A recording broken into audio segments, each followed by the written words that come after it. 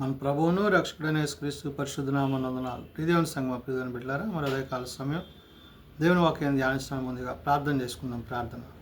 కృపగల తండ్రి, దయగల మహేశాన్ని బంగారు పాదాలకు లేఖలేని వందనాలు, స్తుతులు, స్తోత్రములు. గతించిన రాత్రి అతని రేఖల చాటును కాచి కాపాడి సంరక్షించిన దేవ మరి ఉదయకాల సమయం సజీవ లేఖను చెరి ప్రార్థించుండగా వాక్యమైన దేవుడు వాక్యం ద్వారా నాతో మాతో మాట్లాడి మీరే మహిమ ఘనత ప్రభావాలు పొందమని యేసునామమున నడుచున్నాం తండ్రి. ఆమేన్. ప్రియదేవుని సంగమ ప్రియదేవుని బిడ్డలారా, నడుదనకు ఏర్పాటు చేయని వాక్య భాగము సెక్సాగెస్సిమ ఆదివారం కొరకు ఏర్పాటు చేయబడిన పత్రికా వాక్య భాగము అపోస్తులైన పౌలు తిమోతికి రాసిన 2వ పత్రిక 3వ అధ్యాయము 10 నుంచి 4వ అధ్యాయము 5 వరకు ఈ విధంగా రాయబడినది. సెక్సాగెస్సిమ ఆదివారం కొరకు ఏర్పాటు చేయబడిన పత్రికా వాక్య భాగము అపోస్తులైన పౌలు తిమోతికి రాసిన 2వ పత్రిక 3వ అధ్యాయం 10 నుంచి 4వ అధ్యాయము 5 వరకు ఈ విధంగా రాయబడినవి. అయితే నీవు నా బోధను, నా ప్రవర్తనను, నా ఉద్దేశమును, నా విశ్వాసమును, నా దీర్ఘశాంతమును, నా ప్రేమను, నా ఓర్పును అంతియోకియ, ఇకోనియా, లుస్రా అను పట్టణములలో నాకు కలిగినట్టి హింసలను, ఉపద్రవములను తెలుసుకొనిన వాడవై నన్ను వెంబడించితివి. అట్టి హింసలను సహించి తిని కానీ వాటన్నిటిలో నుండి ప్రభు నన్ను తప్పించెను.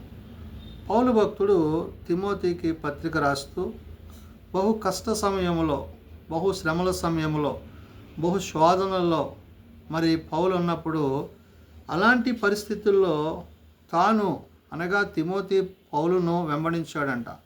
అంటే సమయము శ్రమతో కూడినప్పటికీ, అది శ్రమానుభవమైనప్పటికీ దాని విషయంలో తిమోతి వెనుదిరగలేదు. అంటే పౌలుకు కలిగిన శ్రమలన్నీ వాటన్నిటిలో ప్రభు ఎలాగైతే పౌలుకు తోడన్నాడో ఆ విషయాలన్నిటినీ కూడా ఇక్కడ పౌలు తిమోతికి పత్రికలో చెప్తున్నాడు. అంటే లేఖనానుసారముగా దైవావేశం కలిగిన ఈ యొక్క పరిస్థితులన్నిటినీ కూడా పౌలు తిమోతికి వివరిస్తూ అందుకే అంటున్నాడు, అయితే నీవు నా బోధను, నా ప్రవర్తనను, నా ఉద్దేశమును అంటున్నాడు. అంటే క్రీస్తునందు తాను ఎటువంటి బోధలు కలిగి ఉన్నాడో అంతే మాత్రమే కాదు, తన ప్రవర్తన, నా ప్రవర్తనను, నా ఉద్దేశములను, నా విశ్వాసమును, నా దీర్ఘశాంతమును, నా ప్రేమను, నా ఓర్పును ఇవన్నీ కూడా క్రీస్తుని బట్టి తాను కలిగి ఉన్నాడు. అంటే తన జ్ఞానము చేత, తెలివి చేత, ఆలోచన చేత, శక్తి చేత, బలం చేత కాదు, కానీ ఎప్పుడైతే ప్రభువుతో కష్టపడ్డాడో, ఆ ప్రభు యొక్క స్థితిని తాను తెలుసుకున్నాడో, ఆ దమస్కు మార్గమున తాను చేయుచున్న ఆ యొక్క పాపము నుండి విడిపింపబడ్డాడో, నేడు తాను తిమోతితో చెప్తున్న మాట ఏంటంటే అన్నిటిలో కూడా ప్రభు నాకు సహాయుడై ఉన్నాడు. అంటే నేను కాదు, ప్రభువే నాకు తోడై ఉండి నన్ను ఈ విధంగా సంరక్షించాడు అంటున్నాడు. అందుకనే అంతియోకియా, ఇకోనియా, లుస్రా అను పట్టణములలో నాకు కలిగినట్టి హింసలను, ఉపద్రవములను తెలుసుకుని వాడవై నన్ను వెంబడించితివి. అంటే నేను ఏ పట్టణాల్లో, ప్రాంతాలు ఉన్నప్పుడు నాకు శ్రమలు, శోధనలు వచ్చాయో అవన్నీ కూడా నీకు తెలిసి అయినప్పటికీ కూడా నీవు నన్ను ప్రేమించడానికి ముందుకొచ్చావు. అంటే అది ప్రభువుని బట్టి అనే విషయాన్ని చెప్తూ అట్టి హింసలు సహించితిని కానీ వాటన్నిటిలో నుండి ప్రభు నన్ను తప్పించను. అంటే ఒక సహాయాన్ని నేను కలిగి ఉన్నాను, ఆ సహాయము ప్రభు ఉన్నారు. ఇప్పుడు ప్రభువును బట్టి, ప్రభు మాటను బట్టి నేను ఈ పత్రిక నీకు రాస్తున్నానని చెప్పి తిమోతితో పౌలు ఈ విషయాలను చెప్తూ క్రీస్తు యేసునందు సద్భక్తితో బ్రతుకను ఉద్దేశించు వారందరూ హింస పొందుదురు అంటున్నాడు. అంటే మంచి భక్తితో, మంచి భయముతో దేవుని యందు, వాక్యమందు, విశ్వాసమందు ఎవరైతే తమ హృదయాలను నిలుపుకుంటారో వారందరికీ కూడా మరి హింస అనేది కలుగుతుంది అంటున్నాడు. అంటే ఎందుకు? మన మానవులు మాత్రం కాబట్టి ఇహమందు మరి అపవాది తన యొక్క కార్యాలను జరిగించువాడైనాడు కాబట్టి ఇహమందుండు మనకి శ్రమలు సంభవించక తప్పదు. అంటే ఆ శ్రమలను సహించగలిగిన శక్తిని కూడా ప్రభు మనకి ఇస్తాడనే విషయాన్ని పౌలు చెప్తున్నాడు. అందుకనే క్రీస్తు యేసునందు సద్భక్తితో బ్రతుక నిర్దేశించు వారందరికీ హింస పొందుదురు అంటాడు. అట్టి హింసల నుంచి, అట్టి శ్రమల నుంచి మనం ఏమవుతాం? అయితే దుర్జనులను, వంచకులను, ఇతరులను మోసపరచుచు తామును మోసపోవచ్చు, అంతకంతకు చెడిపోవుదురు అంటున్నాడు. అంటే ఎవరైతే ప్రభు యొక్క చిత్తాన్ని, ప్రభు యొక్క ఉద్దేశాన్ని కాక మరి తమ యొక్క స్వనీతిని ఆధారం చేసుకొని, ఇక్కడ పౌలు అంటున్నాడు, అయితే దుర్జనులను వంచకులను ఇతరులు మోసపరచుచు అంటున్నాడు. అంటే వాళ్ళు ఎలాంటి వారంటే మోసగాళ్ళు, అంటే అపవాది సంబంధులుగా వాళ్ళు ఉంటూ వాళ్ళు చేస్తున్న విషయాన్ని చెప్తుంటున్నాడు. మోసపోవచ్చు, అంతకంతకు చెడిపోదురంట. అంటే వాళ్ళు ఏమవుతున్నారు, దినదినము దేవునికి దూరం అయిపోతున్నారు, మరణానికి పాపానికి సమీపవుతున్నారు అనే విషయాన్ని చెప్తూ, క్రీస్తు యేసునందు ఉంచవలసిన విశ్వాసము ద్వారా రక్షణార్థమైన జ్ఞానమును నీకు కలిగించుటకు శక్తిగల పరిశుద్ధ లేఖనములను బాల్యము నుండి నీ వెరుగుదు గనుక నీవు నేర్చుకొని రూఢీయనియు తెలుసుకొనినవియు ఎవరి వలన నేర్చుకుంటేవో ఆ సంగతులను తెలుసుకొని వాటి యందు నిలకడగా ఉండు అంటున్నాడు. ఇక్కడ తిమోతితో పౌలు చెప్పే మాట ఏంటంటే, బాల్య దినాల నుంచి నీ కలిగిన విశ్వాసము, నీ కలిగిన భక్తి ఎవరిని బట్టి, ప్రభువుని బట్టి, పరిశుద్ధాత్మను బట్టి, తండ్రిని బట్టి ఏ మాటలైతే నీవు వింటున్నావో, అందుకని అంటాడు క్రీస్తునందు ఉంచవలసిన విశ్వాసము ద్వారా. అంటే ప్రభువునందు నీ విశ్వాసం ఉంచితే ఏమవుతావో, రక్షణార్థమైన జ్ఞానమును నీకు కలుగుటకు అని, అది రక్షణలోనికి తీసుకొచ్చి అది జ్ఞానాన్ని, అంటే పరలోక జ్ఞానాన్ని నీకు అనుగ్రహిస్తుంది. కాబట్టి శక్తిగల పరిశుద్ధ లేఖనముల బాల్యము నుండి నీవు ఎరుగుదువు కనుక అంటాడు. అంటే నువ్వు బాల్య దినాల నుంచి దేవుణ్ణి వెంబడించావు, ప్రభువుని తెలుసుకున్నావు, కాబట్టి నీకు దేవుని యొక్క సహాయము పూర్తిగా అనుగ్రహింపబడింది అనే విషయాన్ని తిమోతితో పౌలు చెప్తున్నాడు. కాబట్టి నీవు నేర్చుకున్న రూఢి అని తెలుసుకొని ఎవరి వలన నేర్చుకుంటేవో ఆ సంగతిని తెలుసుకొని వాటి యందు నిలకడగా ఉండుము అంటాడు. అంటే విన్న వాటిని, కన్న వాటిని, పరిశుద్ధాత్మ దేవుడు నీకు అనుగ్రహించిన వాటిని, బాల్య దినాలలో నీవు ప్రభువులో ఏ విధంగా జీవించావు, ఇవన్నిటిని బట్టి నీవేమవ్వాలా, నిలకడగా ఉండు అంటాడు. అంటే స్థిర విశ్వాసాన్ని కలిగి ఉండు, మరి పాపానికి లోకానికి బందీవు కాక దైవజనుడు సన్నద్ధుడై ప్రతి సత్కార్యమును పూర్ణముగాను సిద్ధపాడు ఉండినట్లు దైవావేశం వలన కలిగిన ప్రతి లేఖనమును ఉద్దేశించుటకును, ఖండించుటకును, తప్పు దిద్దుటకును, నీతి యందు శిక్ష చేయుటకును ప్రయోజనకరమై ఉన్నది అంటున్నాడు. కాబట్టి నీవు ఏదైతే బాల్య దినాల నుంచి నీవు ప్రభు ద్వారా నువ్వు పొందుకున్నావో, కలిగి ఉన్నావో, వాటన్నిటిలో కూడా నీవు మెలకువ కలిగి, ఆసక్తి కలిగి, ఆశ కలిగి, విశ్వాసములో, రక్షణలో నీవు కొనసాగు అని పౌలు ఇక్కడ తిమోతికి చెప్తూ అంటున్నాడు. ఇది లేఖనాంశంగా దైవావేశంతో దేవుని మాటలుగా చెప్తున్నాడు.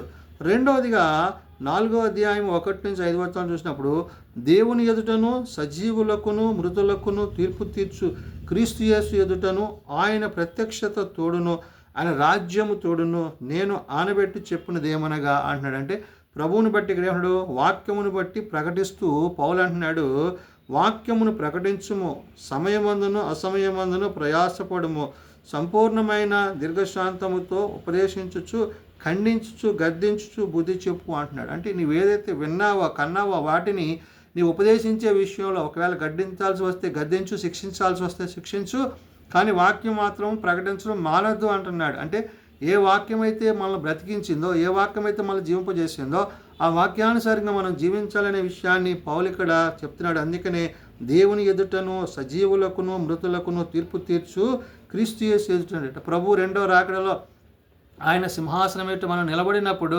ఆయన తీర్పు తీర్చు దినాన్ని గురించి చెప్తున్నాడు. ఆయన ప్రత్యక్షత తోడు, ఆయన రాజ్యము తోడు నేను ఆనబట్టి చెప్పినదనగా. అంటే ఆ దినాన్ని మనం ఏం చెయ్యాలంటే, మనకు దేవుడిచ్చిన స్థితిని గట్టి చెప్తున్నాడు, వాక్యమును ప్రకటించుము, సమయమందును అసమయమందును ప్రయాసపడము అంటాడు. అంటే దేవుడు ఎప్పుడు నేను పనిలో పెట్టుకుంటే ఆ పనిలో నువ్వు ప్రయాసపడి నువ్వు పని చేయాలంటున్నాడు.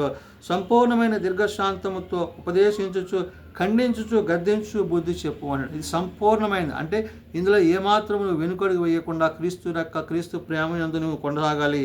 ఎందుకనగా జనులు హితబోధను సహింపక దురద చెవులు గలవారై తమ స్వకీయ దురాశలకు అనుకూలమైన బోధకులను తమ కొరకు పోగు చేసుకుంటున్నారు అన్నాడు. కాబట్టి ఇక్కడ అనేకులు తమ కొరకు పోగు చేసుకుంటున్నారు. ఏంటంటే దురద చెవులు గలవారు, అంటే వాక్యానుసారంగా కాక లోకమిచ్చు సంతోషాన్ని, ఆనందాన్ని కలిగి లోకాశలతో వారు జీవిస్తూ ఈ విధంగా బ్రతుకుతున్నారు. కాబట్టి అట్టి పరిస్థితుల్లో నీవు పడిపోకుండా నువ్వు జాగ్రత్త పడాలని చెప్పి పౌలు తిమోతికి అంటున్నాడు.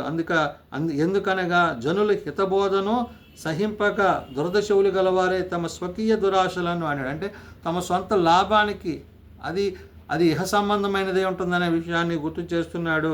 కాబట్టి అనుకూలమైన బోధలను తమ కొరకు పోగు చేసుకొనిరి అన్నాడు. కాబట్టి వారు ప్రయోజించేటండి వారి మెప్పు కోసమో వారి సంతోషం కోసమే తప్ప ప్రభు ఇచ్చిన ఆత్మీయ స్థితి కాదు, అది పరలోకం నుండి వచ్చింది కాదు, ప్రభు ద్వారా కలిగింది కాదు అంటున్నాడు.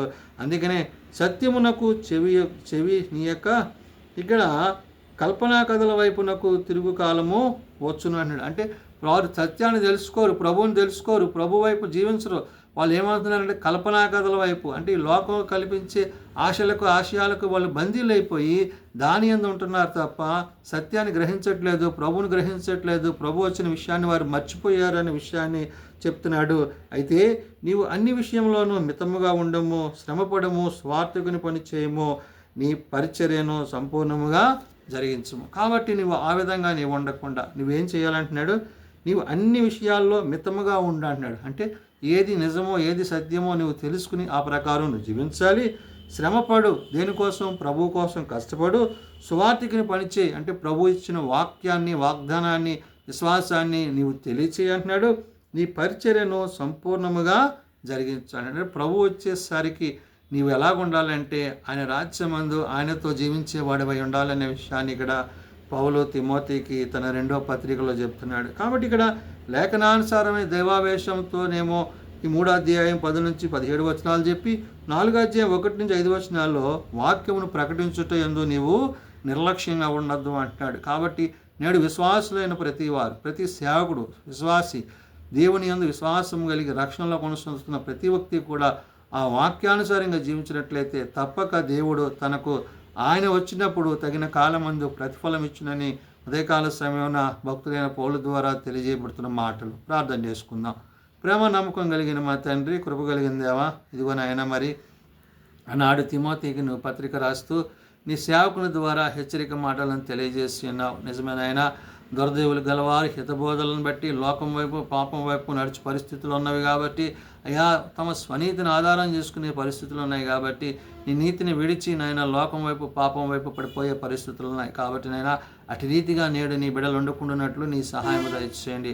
ఏ వాక్యం అయితే శరీరధారిగా మా మధ్య నివసించిందో క్రీస్తు యేసుని బట్టి, క్రీస్తు మార్గాన్ని బట్టి ప్రభువా మీరు మా కొరకు వచ్చి మరణించి తిరిగి లేచి నేడు మీరు మాకు రక్షణ ఇచ్చి తిరిగి రాబోతున్నారు కాబట్టి నాయన నేను ఎదుర్కోవడానికి కావాల్సిన సిద్ధపాటు మా అందరికీ దయచేయమని అడుగుతున్నాం. బలహీనలను బలపరచండి, రోగులను స్వస్థపరచండి, ఆయా ప్రార్థన అవసరం కలిగిన కుటుంబాలు ప్రత్యేకపరచండి. చిన్న బిడ్డలు, యవనులు, పెద్దలు, వృద్ధులు ప్రతి వారిని వాని తరగతులు చెప్పున ఆశీర్వదించి దీవించి దినపరిచర్యలో తోడండి, సంరక్షించి నీ సహాయము మాకు దయచేయమని రేపు సభాతి కొరకు నిర్ణయించి మమ్మల్ని సిద్ధపరచమని యేసునామమున ప్రార్థించి వేడుకొంచున్నాం తండ్రి. ఆమేన్. పరలోకమందున్న మా తండ్రి, నీ నామం పరిశుద్ధపరచబడుగాక, నీ రాజ్యం వచ్చుగాక, నీ చిత్తం పరలోకమందు నెరవేర్చినట్లు భూమి మీద నెరవేరుగాక. మానవులను మాకు దయచేయము, మళ్ళీ అపరాధం చేసిన వారిని మేము క్షమించున్న ప్రకారం మా అపరాధములను క్షమించము, శోధనలో తేకాశలను తప్పించము. రాజ్యము, శక్తి, మహిమ నిరంతరము నీవేనావు తండ్రి. ఆమేన్. మన పరమతైన దేవుని ప్రేమ, ప్రభువైన యేసుక్రీస్తు కృప, ఆదరణకర్త అయిన పరిశుద్ధాత్మ సహాయము సదా తోడయండి సంరక్షించునుగాక. ఆమేన్.